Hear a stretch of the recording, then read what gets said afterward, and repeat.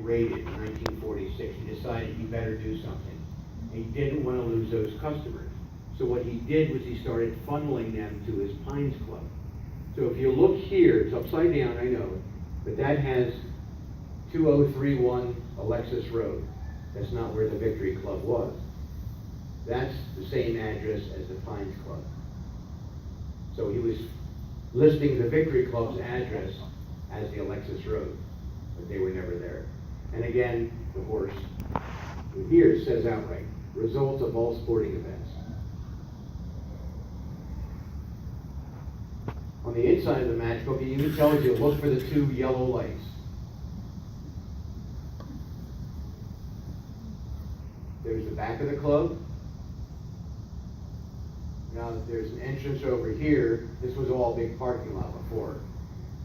The club was on the downstairs, the whole downstairs. The upstairs were all apartments, gigantic apartments. So while I was there, they had put a new roof on previously, and they had pulled out with a crane, the crane that was lifting up all the shingles. They took out the safe. The safe she had in the garage. She had made a deal with the guy and sold off the safe to the roofer. It wasn't just a normal safe. This safe had a safe within the safe. So that would really be a safe safe. There's a safe inside the safe. There are 7 layers of steel. I'm guessing this safe weighed at least 50 pounds. At least. Now this is inside the club, and this is Whitey's daughter, Goody, right here.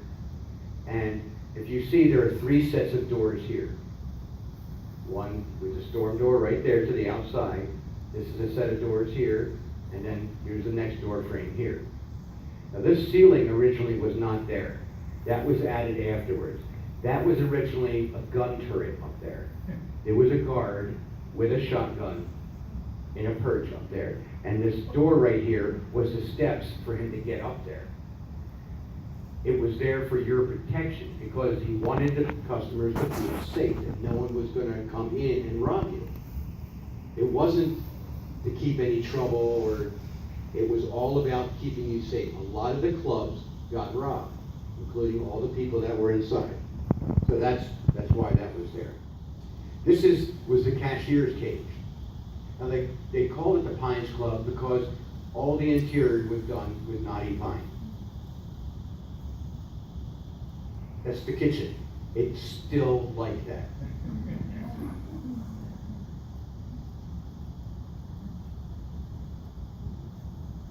That's the main floor.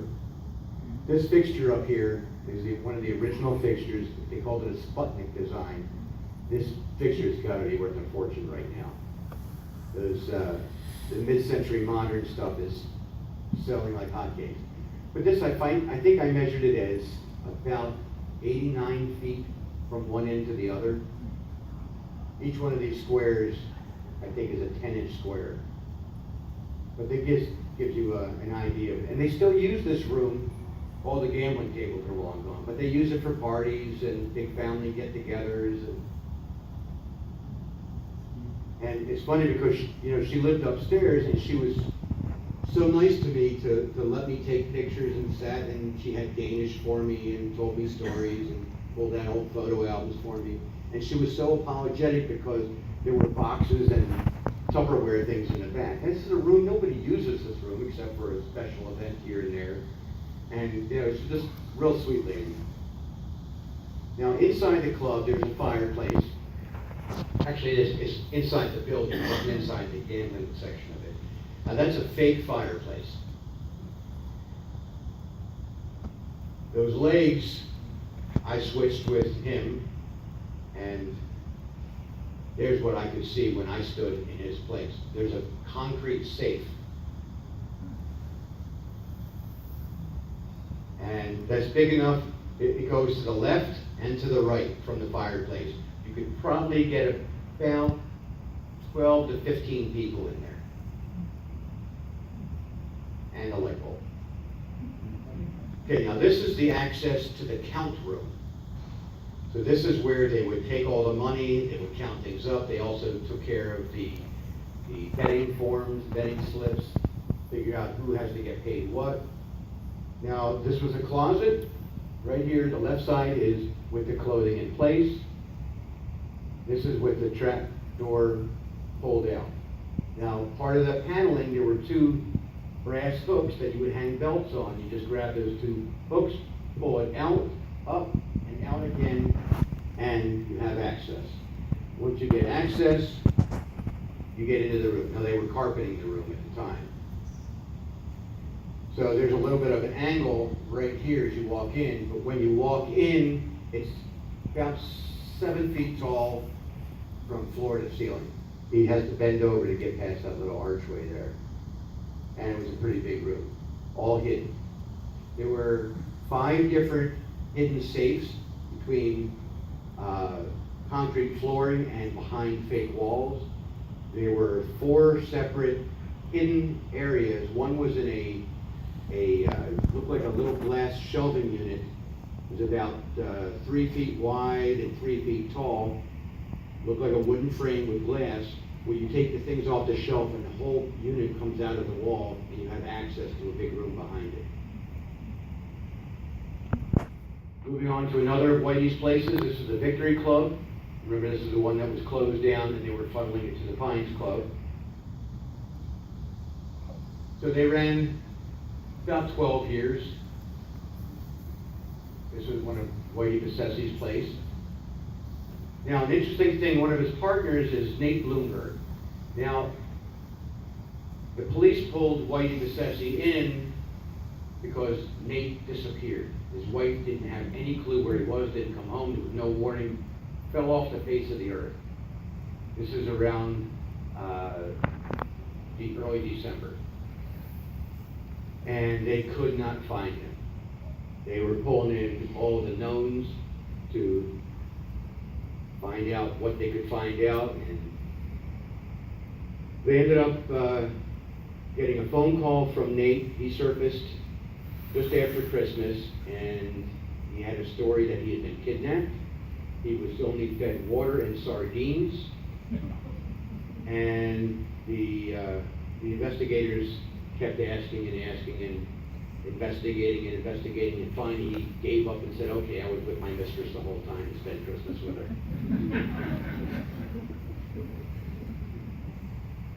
So there's Nate right there. There's Whitey and his brothers.